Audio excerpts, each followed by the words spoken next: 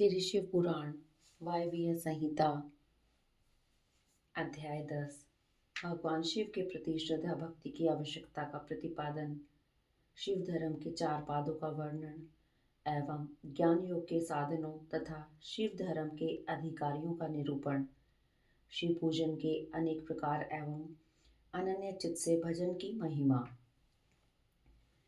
तदंतर श्री कृष्ण के प्रश्न करने पर उपमन्यु मंदराचल पर घटित हुए शिव पार्वती संवाद को प्रस्तुत करते हुए बोले, श्री कृष्ण, एक समय देवी पार्वती ने भगवान शिव से पूछा, महादेव, जो आत्म तत्व आदि के साधन में नहीं लगते हैं तथा जिनका अंतःकरण पवित्र एवं वशीभूत नहीं है, ऐसे मंदमती मृत्युलोकवासी जीवात्माओं के वश में आप किस उपाय से हो सकते हैं?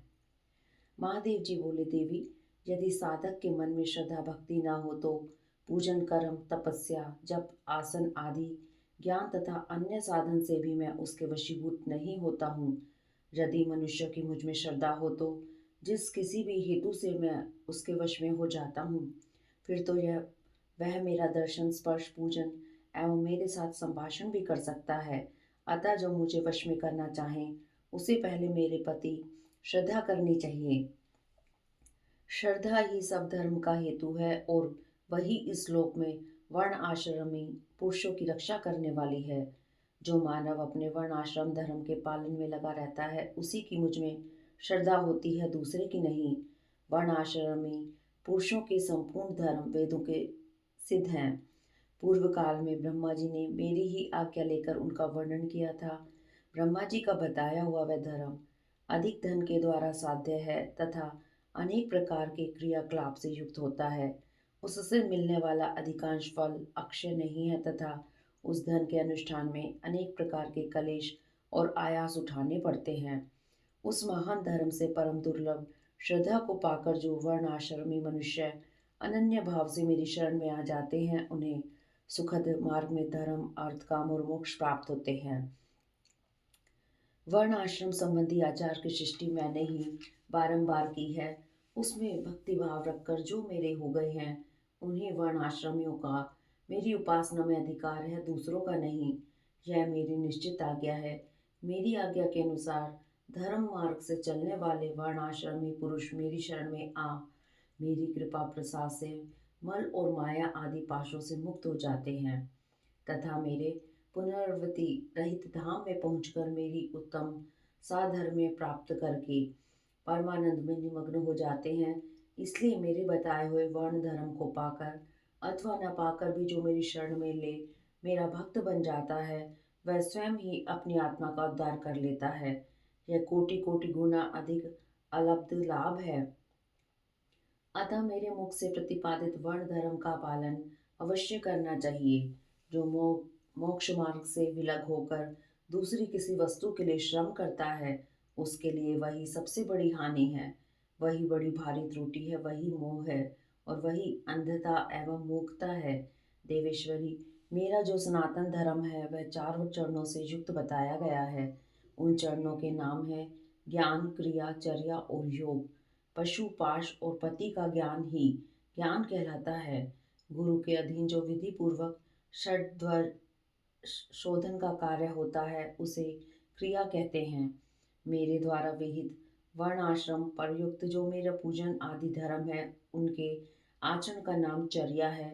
मेरे बताए हुए मार्ग से ही मुझ में सुस्थिर भाव से चित्त लगाने वाले साधक के द्वारा जो अंतःकरण की अन्य वृत्तियों का निरोध किया जाता है, उसी को योग कहते हैं।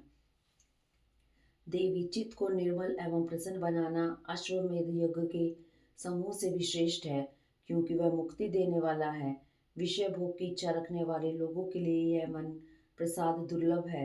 जिसने यम और नियम के द्वारा इंद्रिय समुदाय पर विजय प्राप्त कर लिया है, उस विरक्त पुरुष के लिए ही योग को सुलभ बताया गया है। योग पूर्व पापों को हर लेने वाला है। वैराग्य से ज्ञान होता है और ज्ञान से योग। योगज्ञ पुरुष पतित हो तो भी मुक्त हो जाता है, इसमें संशय नहीं है। सब प्राणियों पर दया करनी चाहिए। सदा अहिंसा धर्म का पालन सबके लिए उचित है।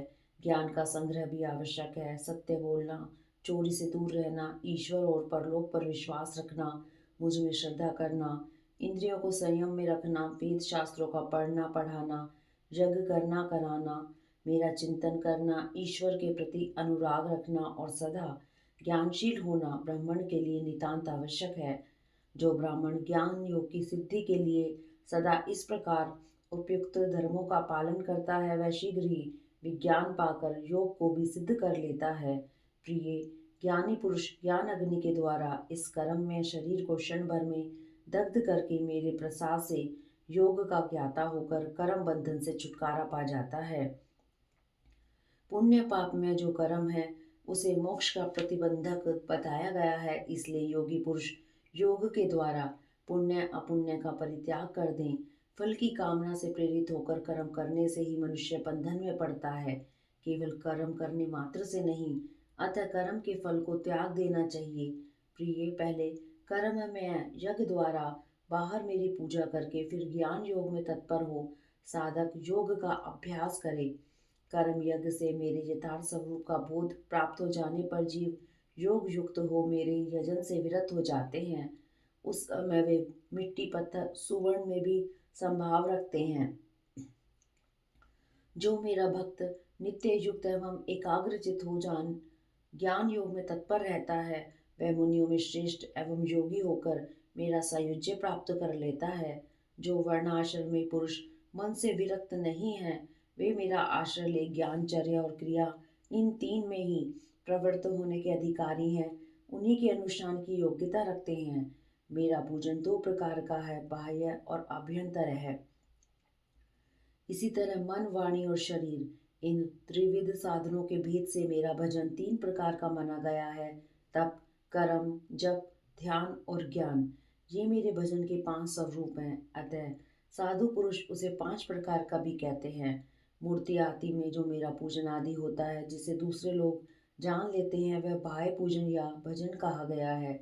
वही भजन पूजन जब मन के द्वारा होने से केवल अपने ही अनुभव का विषय होता है, तब आभ्यंतर कहलाता है। मुझ में लगा हुआ चित्त ही मन कहलाता है। सामान्यतः मन मात्र को यहाँ मन नहीं कहा गया है। इसी तरह जो वाणी मेरे नाम के जप और कीर्तन में लगी हुई है, वही वाणी कहलाने योग्य है, दूसरी नहीं। तथा जो मेरे शास्त्र में बताए हुए त्रिपुंड आदि चिन्हों से अंकित हैं और निरंतर मेरी सेवा पूजा में लगा हुआ है, वही शरीर शरीर है, दूसरा नहीं। मेरी पूजा को ही कर्म जानना चाहिए।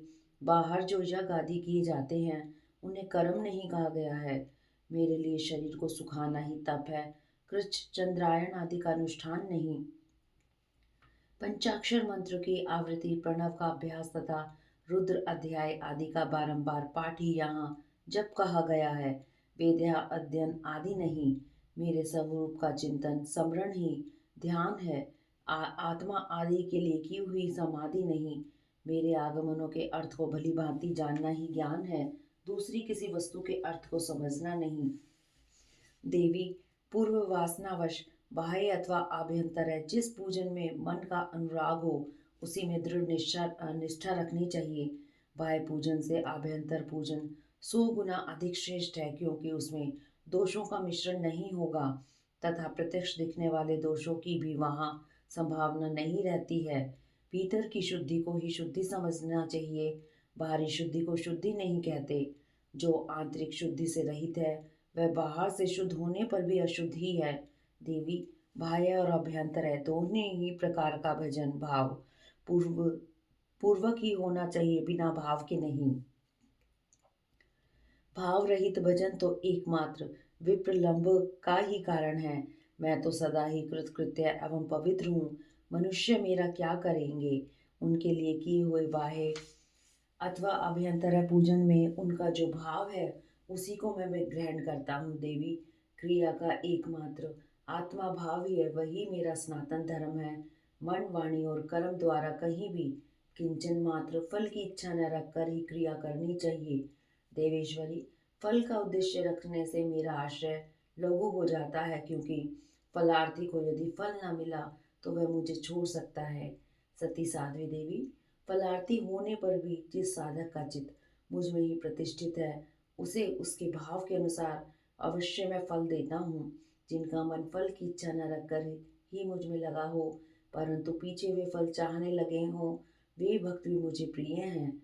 जो पूर्व संस्कारवश ही फल अफल की चिंता न करके विवश हो मेरी शरण लेते हैं, वे भक्त मुझे अधिक प्रिय हैं। परमेश्वरी, उन भक्तों के लिए मेरी प्राप्ति से बढ़कर दूसरा कोई वास्तविक लाभ नहीं है, और मेरे लिए भी वैसे भक्तों की प्राप्ति से बढ़कर और कोई लाभ नहीं है।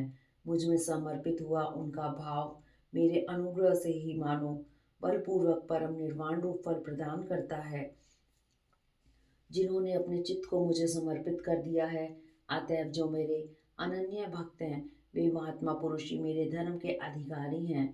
उनके 8 लक्षण बताए गए हैं। मेरे भक्त जनों के प्रति स्नेह, मेरी पूजा का अनुमोदन, स्वयं की भी मेरे पूजन में प्रवृत्ति, मेरे लिए ही शारीरिक चेष्टाओं का होना, मेरी कथा सुनने में भक्ति भाव, कथा सुनते समय स्वर, नेत्र और अंगों में विकार का होना, बारंबार मेरी स्मृति और सदा मेरे आश्रित रहकर ही जीवन निर्वाह करना, ये 8 प्रकार के चिन्ह यदि किसी मलेच्छ में भी हो तो वह विप्र शिरोमणि श्रीमान मुनि है। वह सन्यासी है और वही पंडित है। जो मेरा भक्त नहीं है वह चारों वेदों का विद्वान हो तो भी मुझे प्रिय नहीं है, परंतु जो मेरा भक्त है वह चंडाल हो तो भी प्रिय है। उसे उपहार देना चाहिए, उससे प्रसाद ग्रहण करना चाहिए तथा वह मेरे समान ही पूजनीय है। जो भक्ति भाव से मुझे पत्र, पुष्प, फल अथवा जल समर्पित करता है, उसके लिए मैं अदृश्य नहीं होता हूँ और वह मेरी भी दृष्टि से कभी ओझल नहीं होता। इति श्री अध्याय 10। अध्याय 11 वर्णाश्रम धर्म तथा नारी धर्म का वर्णन, शिव के भजन, चिंतन एवं ज्ञान की महत्ता का प्रतिपादन। महादेव जी कहते हैं, देवीश्वरी, अब मैं अधिकारी, विद्वान एवं श्रेष्ठ ब्राह्मण भक्तों के लिए संक्षेप से वर्ण धर्म का वर्णन करता हूँ। तीनों काल स्नान, अग्निहोत्र, विधिवत शिवलिंग पूजन, दान, ईश्वर प्रेम, सदा और सर्वत्र दया, सत्य भाषण, संतोष, आस्तिकता, किसी भी जीव की हिंसा न करना, लज्जा, श्रद्धा, अध्ययन, योग, निरंतर अध्यापन, व्याख्यान, ब्रह्मचार्य, उपदेश श्रवण, तपस्या, क्षमा, शौच, शिखा धारण, यज्ञोपीत धारण, पगड़ी धारण करना, दुपट्टा लगाना, निषिद्ध वस्तु का सेवन न करना, रुद्राक्ष की माला पहनना, प्रत्येक पर्व में विशेषतः चतुर्दशी को शिव की पूजा करना, ब्रह्मकुर्च का पान, प्रत्येक मास में ब्रह्मकुर्च से विधि पूर्वक मुझे नहलाकर मेरा विशेष रूप से पूजन करना, संपूर्ण क्रियान का त्याग, श्रद्धान का परित्याग, बासी अन्न तथा विशेषतः यावक का त्याग, मद और मद की गंध का त्याग, शिव को निवेदित नैवेद्य का त्याग, ये सभी वर्णों के सामान्य धर्म है। ब्राह्मणों के लिए विशेष धर्म ये है: क्षमा, शांति, संतोष, सत्य, असत्य, ब्रह्मचार्य, शिव ज्ञान, वैराग्य, भस्म सेवन और सब प्रकार की आसक्तियों से निवृत्ति। इन 10 धर्मों को ब्राह्मणों का विशेष धर्म कहा गया है। अब योगियों के लक्षण बताए जाते हैं। दिन में भिक्षांत भोजन उनका विशेष धर्म है। यह वानप्रस्थ आश्रम वालों के लिए भी उनके समान ही अभिष्ट है। इन सबको और ब्रह्मचारियों को भी रात में भोजन नहीं करना चाहिए। पढ़ना, यज्ञ करना और दान लेना, इनका विधान मैंने विशेषतः क्षत्रिय और वैश्य के लिए नहीं किया है। मेरे आश्रम में रहने वाले राजाओं या क्षत्रियों के लिए थोड़े में धर्म का संग्रह इस प्रकार है: सब वर्णों की रक्षा, युद्ध में शत्रुओं का वध, दुष्ट पक्षियों, मृगों तथा दुराचारी मनुष्यों का दमन करना, सब लोगों पर विश्वास न करना, केवल शिव योगियों पर ही विश्वास रखना, ऋतुकाल में ही स्त्री संसर्ग करना, सेना का संरक्षण, गुप्तचर भेजकर लोक में घटित होने वाले समाचारों को जानना, सदा अस्त्र धारण करना तथा भस्म में कंचुक धारण करना, गोरक्षा, वाणिज्य और कृषि, ये वैश्य के धर्म बताए गए हैं। शूद्रेतर वर्णों, ब्राह्मण, क्षत्रिय और वैश्यों की सेवा शूद्र का धर्म कहा गया है। बाग लगाना, मेरे तीर्थों की यात्रा करना तथा अपनी धर्म पत्नी के साथ ही समागम करना गृहस्थ के लिए विहित धर्म है। वनवासियों, यतियों और ब्रह्मचारियों के लिए ब्रह्मचार्य का पालन मुख्य धर्म है। स्त्रियों के लिए पति की सेवा ही सनातन धर्म है, दूसरा नहीं। कल्याणी, यदि पति की आज्ञा हो तो नारी मेरा पूजन भी कर सकती है। जो स्त्री पति की सेवा छोड़कर व्रत में तत्पर होती है वह नरक में जाती है। इस विषय में विचार करने की आवश्यकता नहीं है। अब मैं विधवा स्त्रियों के सनातन धर्म का वर्णन करूंगा। व्रत, दान, तप, शौच, भूमि शयन, केवल रात में ही भोजन, सदा ब्रह्मचार्य का पालन, भस्म अथवा जल से स्नान, शांति, मौन, क्षमा, विधि पूर्वक सब जीवों को अन्न का वितरण, अष्टमी, चतुर्दशी, पूर्णिमा तथा विशेषतः एकादशी को विधिवत उपवास और मेरा पूजन, ये विधवा स्त्रियों के धर्म हैं। देवी, इस प्रकार मैंने संक्षेप से अपने आश्रम का सेवन करने वाले ब्राह्मणों, क्षत्रियों, वैश्यों, सन्यासियों, ब्रह्मचारियों तथा वानप्रस्थों और गृहस्थों के धर्म का वर्णन किया। साथ ही शूद्रों और नारियों के लिए भी इस सनातन धर्म का उपदेश दिया। देवेश्वरी, तुम्हें सदा मेरा ध्यान और मेरे षड मंत्र का जप करना चाहिए। यही संपूर्ण वेदोक्त धर्म है और यही धर्म और अर्थ का संग्रह है। लोक में जो मनुष्य अपनी इच्छा से मेरे विग्रह की सेवा का व्रत धारण किए हुए हैं, पूर्व जन्म की सेवा के संस्कार से युक्त होने के कारण भाव अतिरेक से संपन्न हैं, वे स्त्री आदि विषयों में अनुरक्त हो या विरक्त, पापों से उसी प्रकार लिप्त नहीं होते जैसे जल से कमल का पत्ता। मेरे प्रसाद से विशुद्ध हुए उन विवेकी पुरुषों को मेरे स्वरूप का ज्ञान हो जाता है।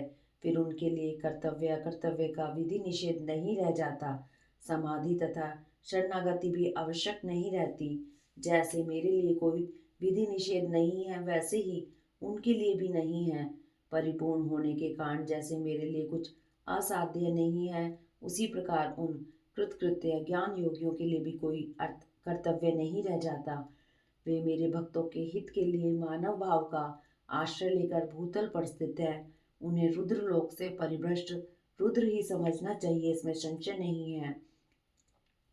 जैसे मेरी आज्ञा ब्रह्म आदि देवताओं को कार्य में प्रवृत्त करने वाली है, उसी प्रकार उन शिव योगियों की आज्ञा भी अन्य मनुष्यों को कर्तव्य कर्म में लगाने वाली है। वे मेरी आज्ञा के आधार हैं, उनमें अतिशय सद्भाव भी है, इसलिए उनका दर्शन करने मात्र से सब पापों का नाश हो जाता है तथा प्रशस्त फल की प्राप्ति हो सूचित करने वाले विश्वास की भी वृद्धि होती है। जिन पुरुषों का मुझ में अनुराग है, उन्हें उन बातों का भी ज्ञान हो जाता है जो पहले कभी उनके देखने, सुनने या अनुभव में नहीं आई होती है। उसमें अकस्मात कंप, सवेद, अश्रुपात, कंठ में सर्व विकार तथा आनंद आदि भावों का बारंबार उदय होने लगता है। ये सब लक्षण उनमें कभी एक एक करके अलग अलग प्रकट होते हैं, तो कभी संपूर्ण भावों का एक साथ उदय होने लगता है।